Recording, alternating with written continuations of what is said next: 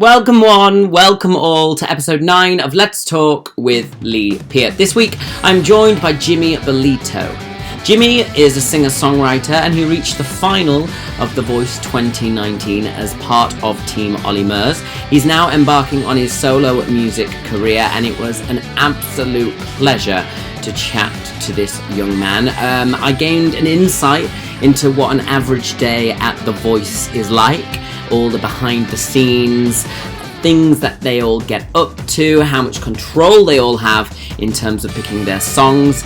We talked about facing rejection, how he got into music, growing up with a classical background, and we also discussed the tragic loss of his father to cancer halfway through the competition of The Voice, and what ultimately made him carry on. So have a listen, let me know what you think. As always, subscribe if you haven't already. This is Jimmy Balito.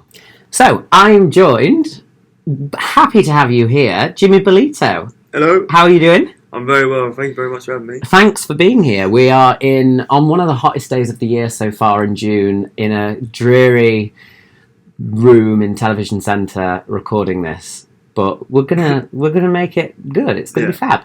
Thanks for coming on. Jimmy, you were in The Voice. That's what you're best known for. Fresh off. Musician, singer-songwriter. Yep. As in, how long... Right, let's go from the beginning, because I want to know about you. We're going to get on to The Voice. Have you always been musically inclined? Yeah, of course. Yeah, I'm the baby of 7 kids. Oh, really? Yeah. And you grew up in Sussex, right? Grew up in Sussex. Well, my parents are from Teesside. They're from Middlesbrough. Mm-hmm. We moved down when I was I think I lived there for about 4 or 5 years. We moved down when I was a kiddie. And then my parents are Catholic, so we were sort of raised going to church and that, sort of on Sundays. And I think I just used to like sing my head off basically in church when I was just like a little toddler.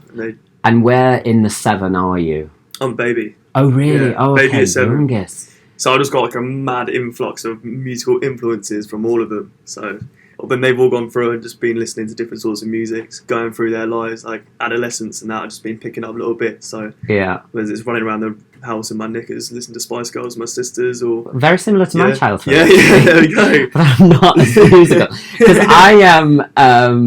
I've been trying to teach myself piano. Right.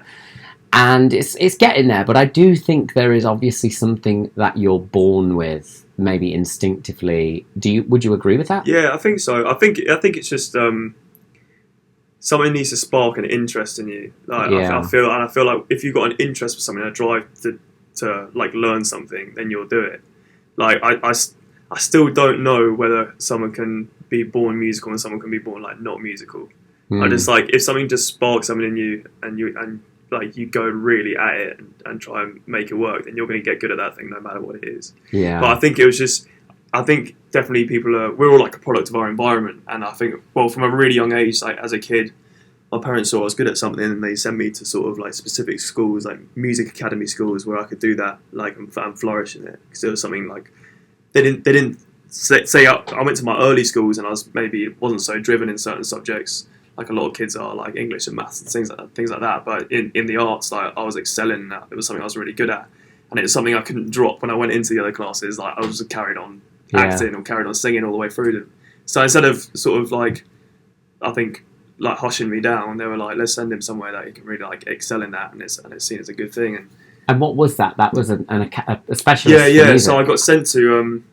We moved down from up north, and I went straight into just a normal comprehensive school down south, and they saw I was good at music, and they sent me to a music sort of school called the Prebendal School in Chichester. It does sound quite prebendal. It sounds that's middle it's quite class. It's quite it does. Yeah, it really was, and it was an amazing place, and it was part of the Chichester Cathedral like choir. Okay. So there's some. So it was all like classical music. So like obviously before that, like I was never singing classically ever. Like, I was just, like I said, running around like enjoying music like for what it was. And my dad was a musician growing up. He was an amazing left-handed guitarist. So listened to all the Beatles and Bob Dylan and Cream, Elvis Costello, and all that with him. So all that was great. So you had a kind of bit of a you had the juxtaposition, I guess, of all the classical kind of thing, and then the influence that came from you. Yeah, so I got sent, and I became a cathedral chorister at the age of 9. Wow.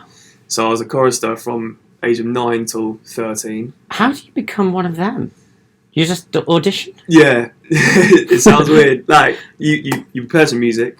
Say I've had like singing lessons. I prepare my choral pieces, and then I went and I had like an audition in front of, I think it was like the dean of the cathedral and like some other vicars and a choir master and stuff. And it's proper serious. Yeah, super serious. I remember auditioning for choir.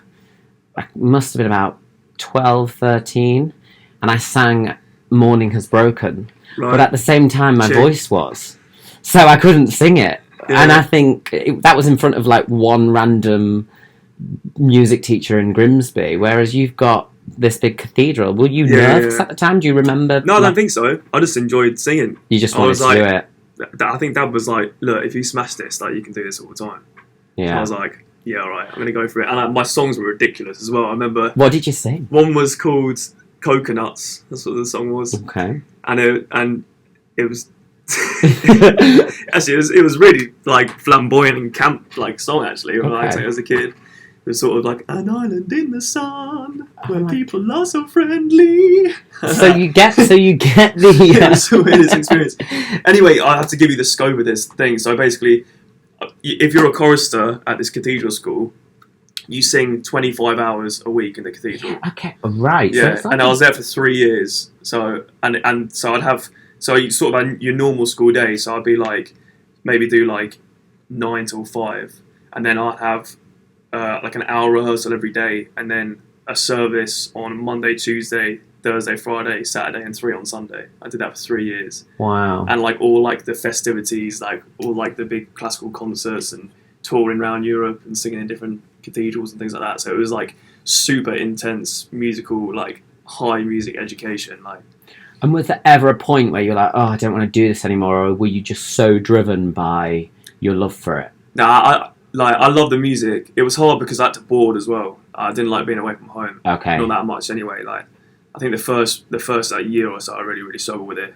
And then after that, it was just sort of like just living with your mates full time. We just get up to mischief, like as young boys doing that. And yeah, it was a cool experience. I didn't want to leave when it came to it, but I had to move on. Then I ended up, I carried on with the classical stuff, and I got a really good like scholarship to an amazing school called Worth School in Sussex. I kept studying music, and my voice broke, and I started studying opera like up until I was about 16.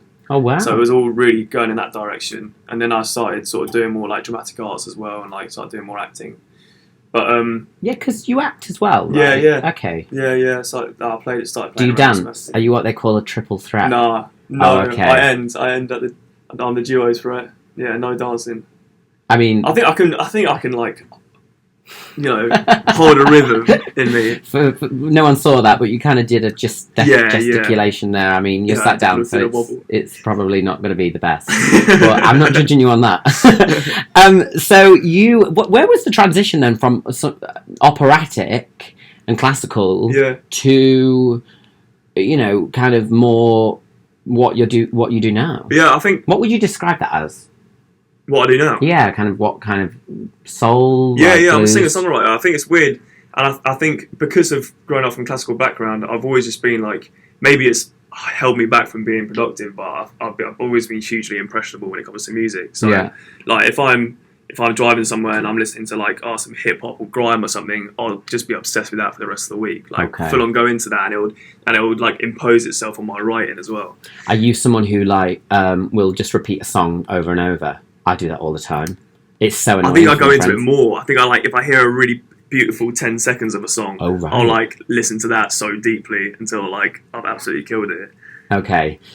Well, that's obviously from you saying that sounds like you completely almost kind of delve deep into the song, like almost like the mechanics behind it, which I guess comes from the songwriting perspective. Yeah, definitely. I think that it's when I started like learning instruments as well, where like I always grew up on like modern music, and I knew that was sort of where I wanted to go. And I think with classical music and classical singing, it's very much like you have to please a certain sort of listener and a certain sort of audience. And I think I just started to grow out of that. Like when I went into my teenage years, like I wanted to be like more free. I wanted to like be creative, and it's very much like classical music's great, but you're just replicating the greats over and over, and it's hard to be formulaic. It's hard to like write your own stuff. And when I started learning instruments and like, you know, I listened to like bands that are out. I remember going to a Darkness gig in Brighton, like when I was like 13 or something, and then that literally just fired me off, and I was like, all right, I want to do rock music now, like rock and soul music. I want to be able to sing like Justin Hawkins and do crazy high notes and things like that. But I suppose it's quite good that you had, because I know with dancers, if they train in kind of ballet, that's like a good foundation, they always say. So I suppose classical foundation in terms of training, definitely, and vocally how you use your voice. Definitely, it's definitely where I got my ear from, 100%. And I think really when my voice broke and then I decided to switch. I left school at 16 then, and I went to a place called BIM in Brighton, which is the British and Irish Institute of Modern Music. It's sort of got them all over now. But I went there and I forgot what I was saying. What I was saying is the classical kind of foundation for you, the technique, and that's where you, as you said, you get the ear from it. Yeah, got all the ear definitely from that. And now you can use that kind of foundation to be free with your music, Jimmy. Let's talk about BIM. Yeah. So, what's a typical day? If it was like a performing arts college, like what is a typical day? Is it like Fame? I don't know, man. For me, it was the weirdest. It was the weirdest change in my life, because I went from like, sort of like quite a high like private boarding school, like specialising in music. I was there all the time, and then I left that sort of like. They create their own sort of little bubbles of society, these boarding schools, and then you're very protected because you're there the whole time as well. And then I made a decision to come out of that and leave and pursue music, and you know, and I think a lot of like young people find it when they go from like school to college that it's like that support, that like drive, all that, you know, teachers normally push you to get stuff done all the time. You're suddenly left to your own accord and you can make your own decisions. And a lot of people they end up doing nothing like from it, sort of thing. And then so going to college in that regard was like a weird thing for me, because I was always had sort of like learning support. I was pushed, like I needed help with like core subjects and things like that. So the transition was weird, and then especially at music college, because that's sort of even more like your learning is a bit more abstract, like, and it's like I guess the content is just more fun. So I just felt like I was going to a social club. Yeah, I was like, this is school now. Like I cannot believe this. Amazing. You know, so it was crazy. So then you auditioned. I read that you auditioned for The Voice in 2018. Is that right? Yeah, but you didn't get through. Yeah. So firstly, I was thinking about this. What? Obviously, there's been loads of singing contests, but the main ones are obviously The Voice and the X Factor. Was there ever a point where you thought, which one do I audition for? Was there a reason why you went to The Voice as opposed to the X Factor? Yeah, I think. Yeah, there's definitely reasons. There's positive and negative reasons, and I think like I don't know. I think I don't want to like further, because it's someone I've used these shows for my benefit, and I've got a lot from them. And I think from the sort of background that I came from, especially like from a classical music background, and then going in and like doing a degree in professional musicianship and modern music, and there's sort of like seen as like a right way to do it and a wrong way to do it. Yeah. For a lot of people, especially like. From our tutoring, and shows like sort of the X Factor and The Voice, they're massively demonised because they're sort of seen as let's say these shortcut things. Well, I was going to say I'm completely in the same. So as a comedian, I was approached numerous times for Britain's Got Talent, and on the circuit, it's very similar, where it's like, no, you go and do your pubs, you go do the clubs, you get spotted, and you go and you work your way up like that, and it is seen almost like as not cheating, but like a shortcut. Yeah. But I just wondered whether, for you, the difference between X Factor and The Voice, whether was it just something instinctively where you were like, I think this is the show for me? Yeah, like obviously just by mixing in circles, like I've known people who have sort of been through both processes. Maybe not like all the way through, but you hear things, and then obviously being a session musician as well. Like, you know, I've done little bits of work with sort of the X Factor playing wise, and I think really it was. you just need to be so careful when you go on shows like this. It's like one with the welfare, because it's hard putting yourself out there as a young musician. Yeah. Because you've got to understand, like, once one door shuts in your face, that's just one door. You know, there's thousands of them, and that's not like an end. And I think I was impressed, like, so much by The Voice in terms of how they look after all. Like, you're treated as an artist on that show. Right. There's no. I feel with the X Factor, it's a bit more like a rags to riches sort of thing. And I feel you really want to be. You have to want to be an X Factor contestant to do well on it.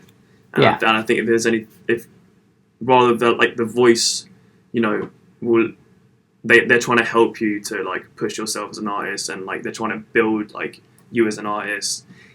And I liked it from a musicianship sort of point, because everything's live. You're working with some of the best musicians in the UK, and it's all very like reputable. And just in terms of like, the actual standard, like if I ever felt like, you know, being on The Voice had like sort of maybe discredited me as a musician a bit, or has cheapened it, I think I looked around me at the other people that are on the show, especially this year. I mean, we said I had some amazing talent, and my sort of my credibility was just validated by the other people that are on the show and like how good they were. And I was like, you know, if I can be amongst these people as a vocalist, and then I'm in the right place. Yeah. So let's talk about The Voice. So what is a typical day on The Voice?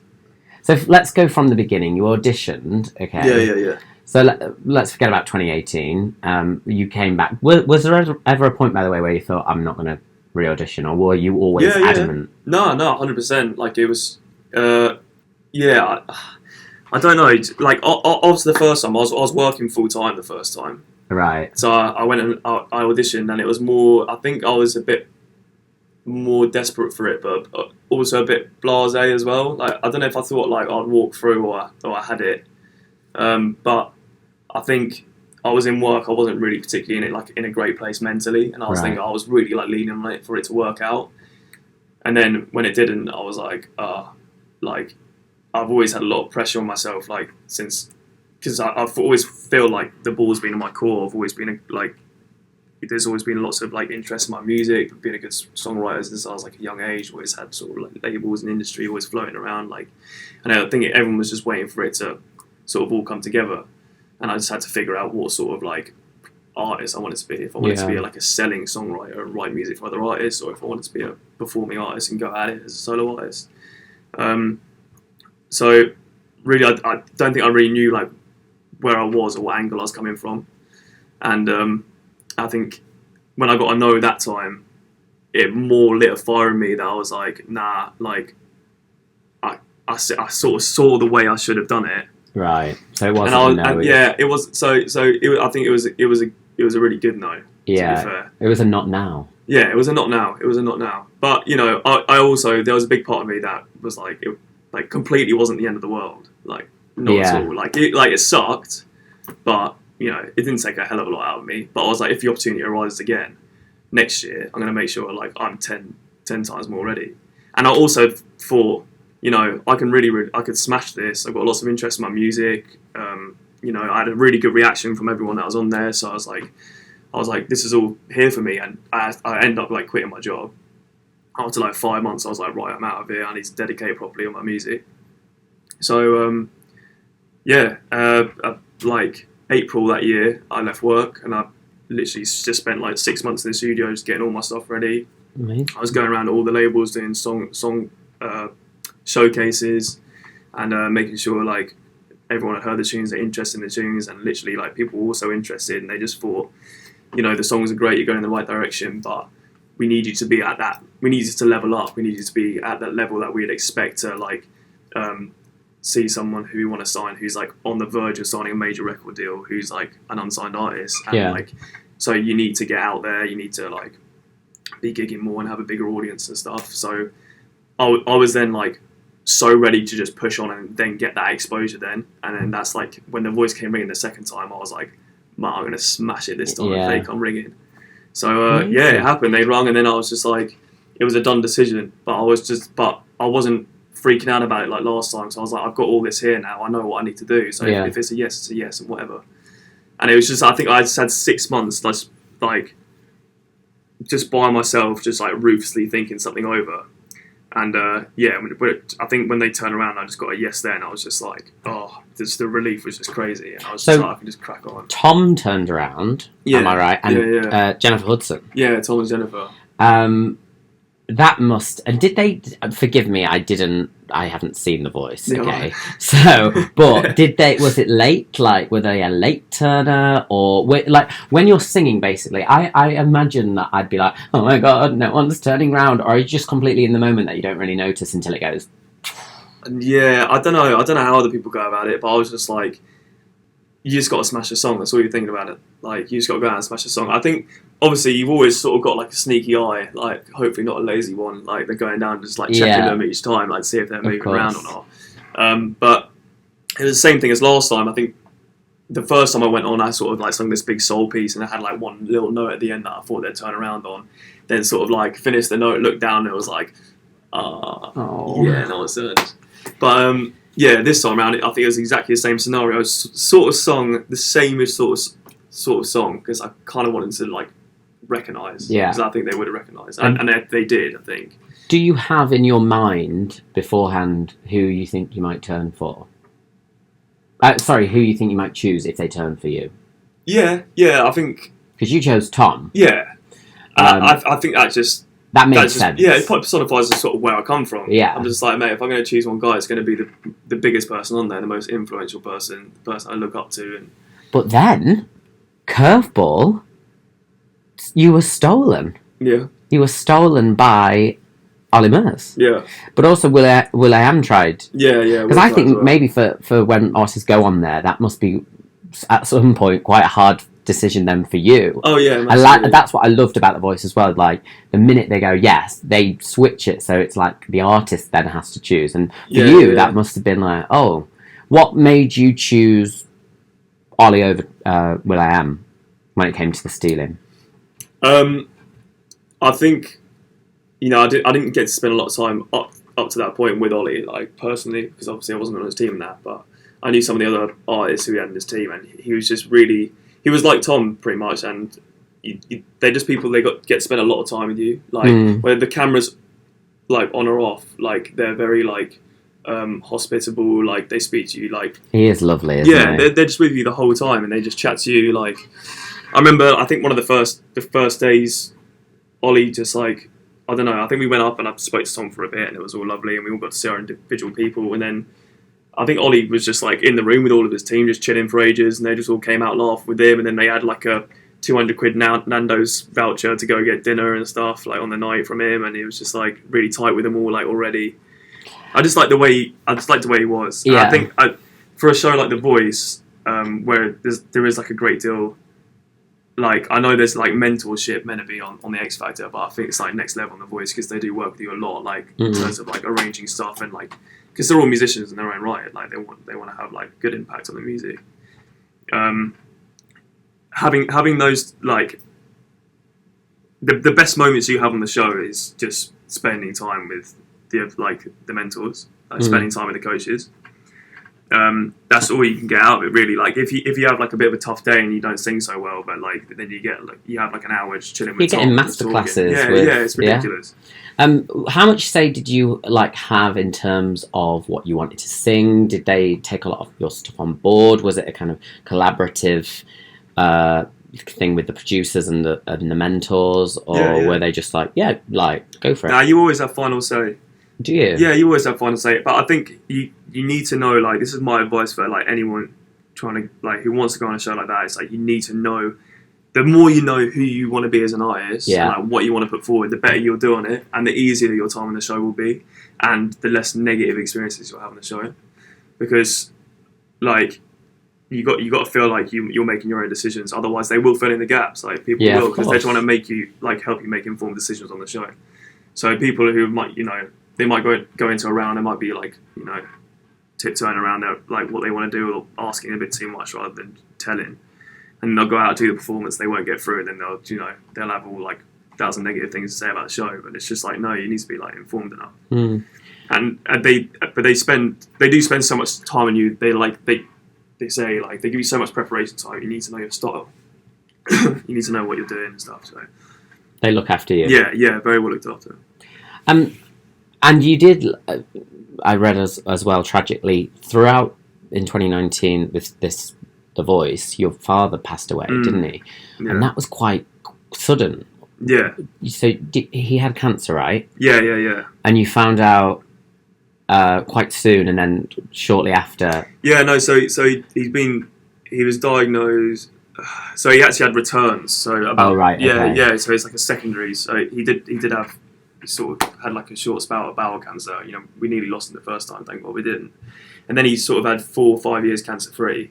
Okay. And then it came back, and then it was sort of like, it was quite aggressive for a short period of time. Then it sort of, cancer's weird, like can balance out at any time. Then everything seems fine and dandy. Then all of a sudden it's back and you're gone, sort of thing. Yeah. Like, so I think one of the things going into the show that I was fearful of is that something like that might happen on the show. Like, not that I never thought, we were given like the seriousness of Dad's situation, and then we were told like possible timescales of like how long you'll have left and things like that. But I don't think I ever actually thought that it would happen on the show. And that was one of my biggest fears, and something I brought up with the welfare team. Like, we were always talking about it. And he went and watched a lot of it. Yeah. Didn't he? So like when I was talking at the beginning of this about like these shows being demonized and not seen as the right way, like that was always something like my dad believed in, like 100%. Like my dad did everything to make sure I had the best sort of like musical upbringing. Like, and he was always in my ear, and he was Mr. Music Man. Like, he didn't pursue it like for his career. Like, you see it, he had a big ass family and had to look after all of us and stuff, and it just wasn't a valid option, even though he was an amazing musician. So he's just always made sure I made the right decisions. And I think after the first time, after seeing me like sort of, it turned out to be a positive thing, like the first time, but I think seeing it, like, it just tore him apart. Just seeing me like seeing your son go through like a hard time on TV, and because how like he saw everything I can do, but you must be so grateful that he managed to see yeah. So it's mental. So the fact that he actually came. Well, one like obviously he was ill, and he was always a super presentable bloke. Like, he always wanted to, look well and go everywhere. And if he ever thought anyone thought he looked sick or anything, he wouldn't go out. But so the fact that he sort of swallowed a lot of pride to actually be there in the first place and come, because he wasn't a huge fan of the show, but he came, and I think he saw that day where I got stolen, and I sung with an amazing singer called Roger, who's like an awesome big like gospel singer,